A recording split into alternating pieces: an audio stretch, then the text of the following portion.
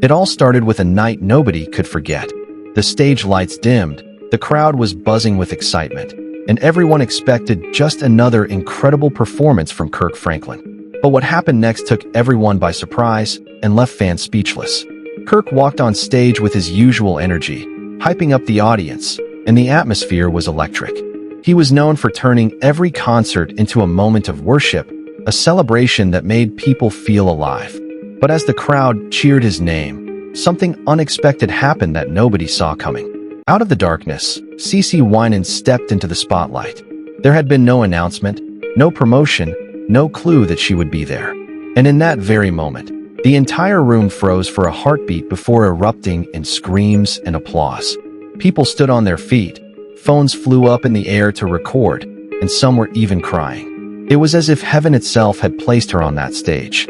This was not just a performance. It felt like a divine appointment. But here's the shocking part.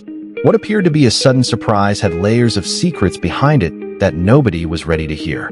As the music started, their voices blended together in a way that felt magical. CeCe's voice was smooth and angelic, filling the air with warmth, while Kirk's energy carried the crowd with every note. They were two completely different artists with two completely different styles. But that night, they created something that felt bigger than music. People weren't just singing along. They were crying, hugging each other, and lifting their hands in worship. The performance felt alive, almost like it had a power that couldn't be explained. Social media lit up within minutes. Clips of the performance started flooding TikTok, Instagram, and YouTube. Fans couldn't stop sharing it. Within hours, their duet was everywhere. People said they felt like they were watching history, something that would be remembered for years. But here's where it gets interesting. This magical moment didn't just break the internet. It shook the entire gospel industry. And while fans were celebrating, there were whispers behind closed doors that this wasn't as spontaneous as it seemed. To truly understand why this was such a big deal, you have to know who these two legends were. CeCe Winans have been called the Queen of Gospel for decades. With more Grammy Awards than most pop stars and a voice that could touch the deepest parts of the soul, she represented everything pure and powerful about gospel music. Her songs carry messages of faith, hope, and grace. For years, she had been a symbol of authenticity and spirituality, someone who could make a stadium go silent with a single note. On the other hand, Kirk Franklin was a completely different force. He came into gospel music like a storm.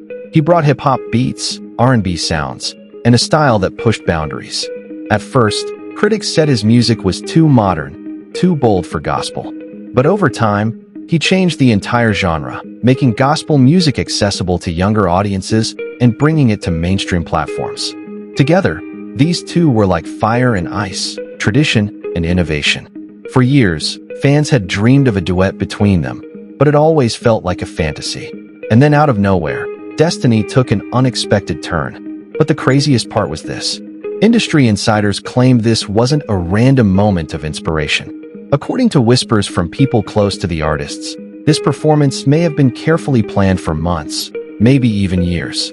While fans thought they were witnessing a spiritual surprise, some say it was actually part of a bigger strategy, a move designed to shake the gospel world.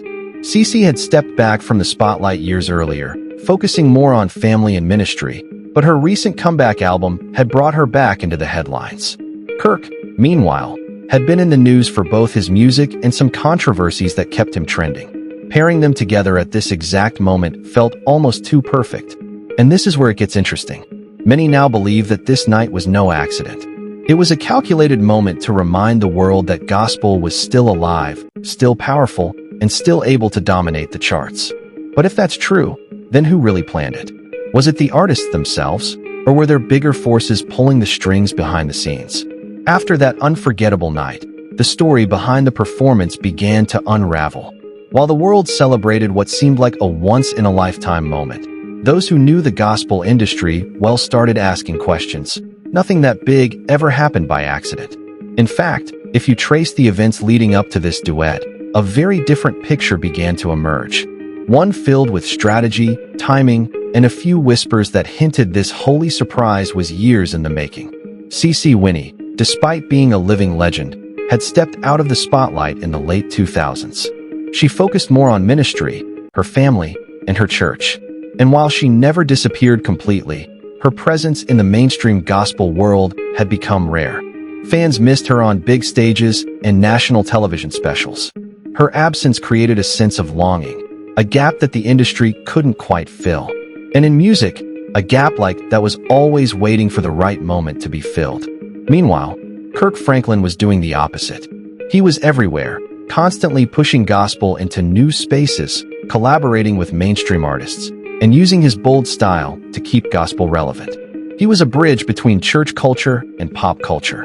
But with that came controversy. Some traditionalists accused him of watering down gospel music, while others praised him for making it appealing to younger audiences. He wasn't just a musician. He was a strategist, a trendsetter, someone who understood that gospel couldn't survive in a bubble if it wanted to reach the world. Together, Kirk and CeCe were two extremes of the same genre. Her voice symbolized the tradition and depth of gospel, while his vision brought gospel into the modern age. Industry insiders had dreamed for years about what would happen if these two worlds collided.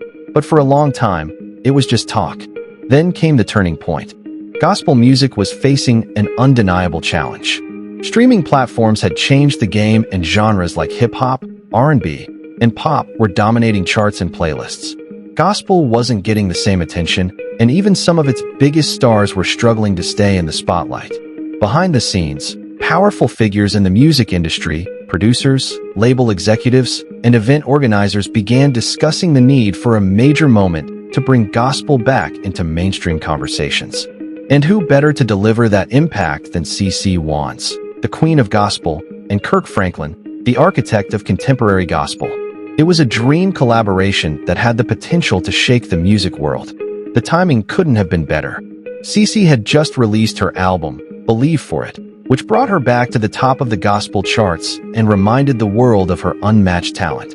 Kirk, despite his controversies, was still dominating headlines and working on music that blurred the line between sacred and secular. It was the perfect mix, her comeback energy paired with his constant presence in the spotlight. According to whispers in the industry, this duet wasn't just a performance. It was a carefully chosen moment designed to maximize attention. And when they finally stepped on that stage together, it wasn't just a surprise, it was a statement. But here's the shocking part. People close to the situation claimed this wasn't just about music. There were rumors of quiet meetings, negotiations, and a long build-up to make sure this night would be unforgettable. This wasn't just about two artists coming together out of faith or inspiration. It was about sending a message. The gospel industry needed a shakeup, and this was the spark. But if it was all planned, then what else about that night wasn't as spontaneous as it seemed? And that's where things start to get even more interesting, because the moment the performance ended, the ripple effects began and not everyone was happy about it.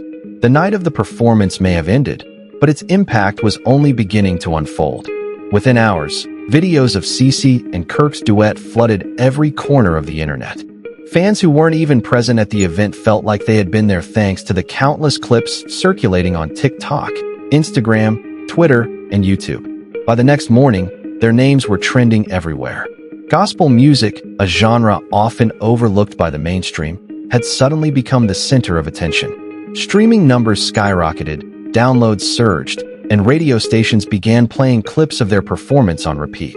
Even secular blogs and entertainment outlets that rarely cover gospel music couldn't ignore what had just happened.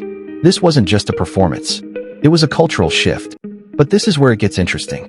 The excitement was only half the story.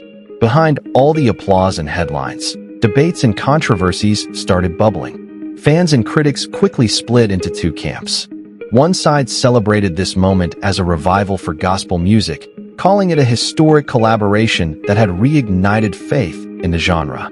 People praised CeCe's authenticity, Kirk's creativity, and the way their voices blended so perfectly. It felt like gospel music had finally claimed its rightful spotlight again. But on the other side, there were those who were skeptical. Some critics accused the performance of being too polished, too carefully packaged to go viral. They argued that gospel music shouldn't chase mainstream trends, that it was supposed to stay rooted in its spiritual mission, not become a tool for chart success. To them, this moment felt less like a worship experience and more like a publicity stunt. And those whispers of secret rehearsals, negotiations, and industry strategy only fueled their doubts. The craziest part was how quickly this debate turned into a storm on social media. Hashtags of their names trended alongside heated arguments. Some said this was a revival moment for gospel, a sign that God's message could still reach people in powerful ways through music. Others claimed the industry was now treating gospel like any other genre, chasing numbers and headlines instead of staying true to its roots. Somewhere in the middle were fans who didn't care about the controversy. They just wanted to relive that magical night again and again. The comment section of every video was proof of how divided people felt. But here's the shocking part. While fans argued, the numbers spoke louder than words. The live recording of the duet climbed the Billboard gospel charts almost instantly, debuting higher than any CeCe Winans song in over a decade. Kirk Franklin saw one of his fastest-growing hits in years. The duet even crossed over into other charts, including R&B and Christian songs, a rare achievement for a gospel collaboration. Suddenly, gospel music wasn't just trending within its own circles. It was everywhere. Record labels, streaming platforms, and even concert organizers began paying close attention.